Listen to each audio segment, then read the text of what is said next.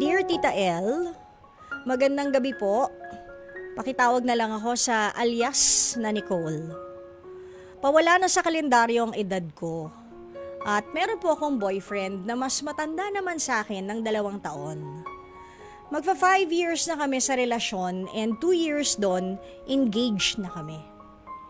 Hindi natuloy ang kasal namin last year due to sudden medical diagnosis po sa akin.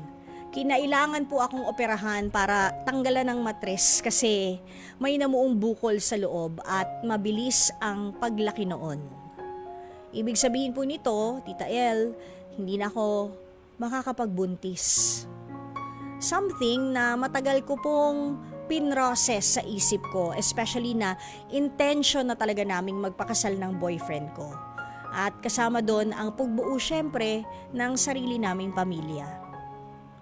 Naiintindihan naman daw ng boyfriend ko at okay lang daw yun sa kanya. That if we're not meant to have a child, it's just fine.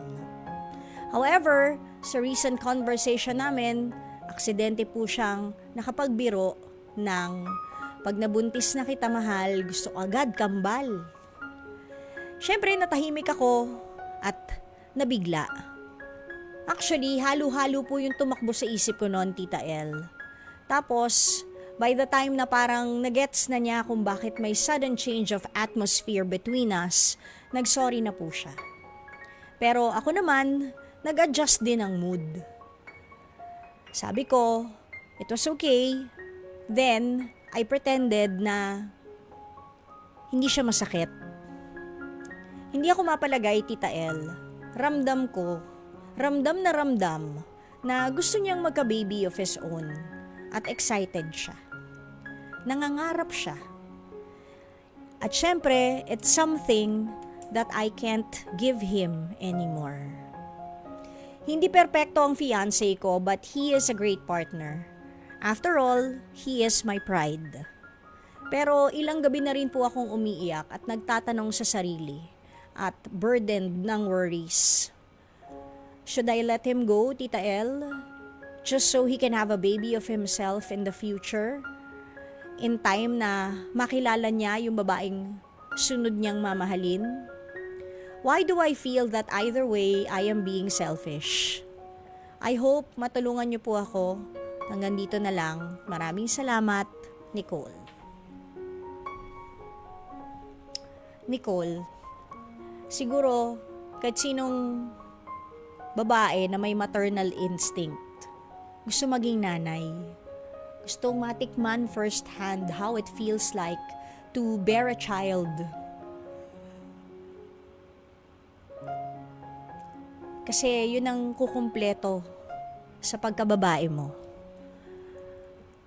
Kaya lang, in your case, at hindi lang naman ikaw ang may ganyang klaseng sitwasyon, meron ding iba na talagang siguro hindi para sa kanila yung pagkakaroon ng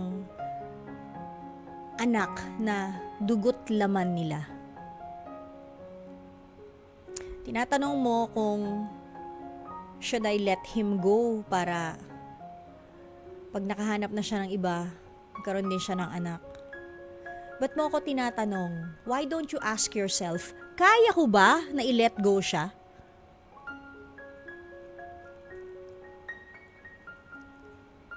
Kaya mo ba na i-let go siya? Does he even feel the same way na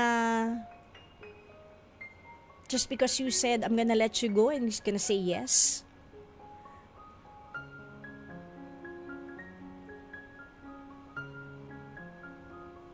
Actually, merong pros and cons yung nangyari sa'yo. Unahin na natin yung downside. Gusto mo magkaanak, di ka magkakaroon ng anak kasi nga may nangyari. Tinanggalan ka ng matres. So, hindi ka na talaga makakapag-conceive ng baby. But, yung positive side, Kahit gabi-gabi nyo gawin, okay lang.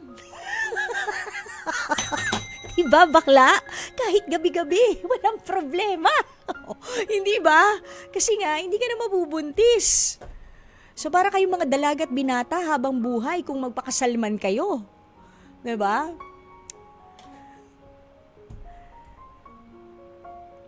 Wala ka bang kamag-anak, kapatid, or kapatid niya na pwede nyong i-adopt yung baby? Or, baka naman pwedeng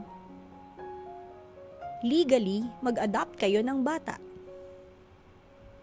Kasi, kung ikaw gustong-gusto mo magkaroon ng baby na sariling dugo mo at laman, may ibang mga tao naman na ang kakapal ng muka, ang titigas ng pes, na kung saan na lang iniiwan yung mga anak nila na baby. Yung iba ibinebenta pa online. Yung mga nangatilang pagkatapos nabuntis, di ba? Merong mga ganun. Minsan, no, isipin mo, sana sila na lang yung naoperahan. Sana hindi na lang ikaw.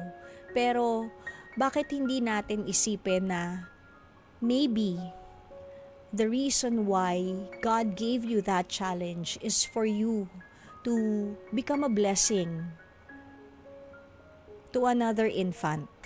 Hindi mo man siya sariling dugo, hindi mo man siya sariling laman, pero malay mo, kayo ng jowa mo, ng fiancé mo, ang maging blessing para sa batang yun. Does it really matter if it's your own flesh and blood?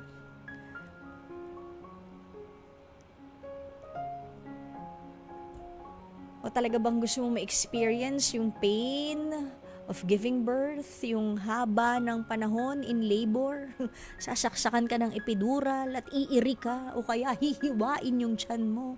Yan, gusto mo ba talaga yun ma-experience? Kasi siguro it would take time for you to accept that hindi na nga tayo para doon. Prayers could also help. Pagdasal mo na sana isang araw buong puso mo matanggap na hindi na yun mangyayari, pero pwede ka pang maging nanay sa ibang paraan. Pwede pa siyang maging tatay sa ibang paraan. Kausapin mo din siya.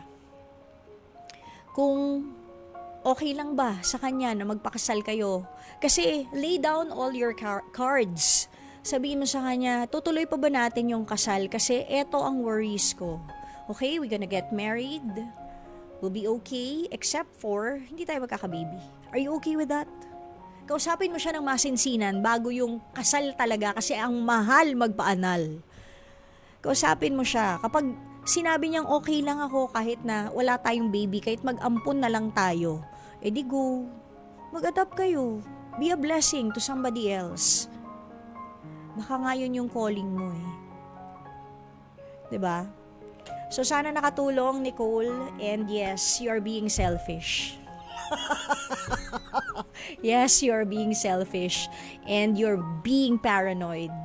Wag mong isipin muna kung hindi pa kayo nag-uusap. Don't worry too much. Sometimes, masama rin sa health natin yung nag-overthink. Okay?